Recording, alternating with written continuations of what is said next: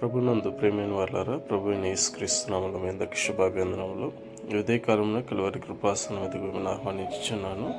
2 సమూయేలు గ్రంథం 7వ అధ్యాయము 17 వచనంలో చూసుకున్నప్పుడు, యెహోవా నలుదిక్కుల అతని శత్రువుల మీద విజయం కలుగజేసి దావీదునకు నెమ్మది కలుగజేసిన తర్వాత తన నగరమందు కాపురముండు నాతాను ప్రవక్తను పిలిపించి, నేను దేవుని కొరకు ఒక మందిరంను కట్టించుదును దేవదారుమాలతో ఇప్పటి వరకు డేరాల్లో ఉంచి తినని చెప్పినప్పుడు నీ మనసుకు తోచినది చేయమని చెప్పాడు. అయితే నాతాను ఇంటికి వెళ్ళిన తర్వాత దేవుడు అతనికి ప్రత్యక్షమై, నేను నగరంలో ఉన్నంతకాలము డేరాలో ఉన్నప్పుడు కానీ నేను దేవదారు మందిరమును కట్టించమని అడిగి ఉండలేదు. అయితే దావీదుతో ఈ మాట సెలవేయము, నిన్ను గొర్రెల దొడ్డిలో నుంచి ఇశ్రాయేలును నా ప్రజల మీద రాజుగా నియమించేదని, నీకు సంతానం ఇచ్చేదను, అతని సంతానమును నేను స్థిరపరచేదను, అతని సంతతి వారిలో నుంచి నాకొకరు మందిరమును కట్టించెదరు, ఆ సంతానము ఆ సింహాసనము స్థిరముగా ఉండినట్లు నేను వారిని ఆశీర్వదించేదని చెప్పినట్లుగా చూస్తున్నాను. ఆమేన్.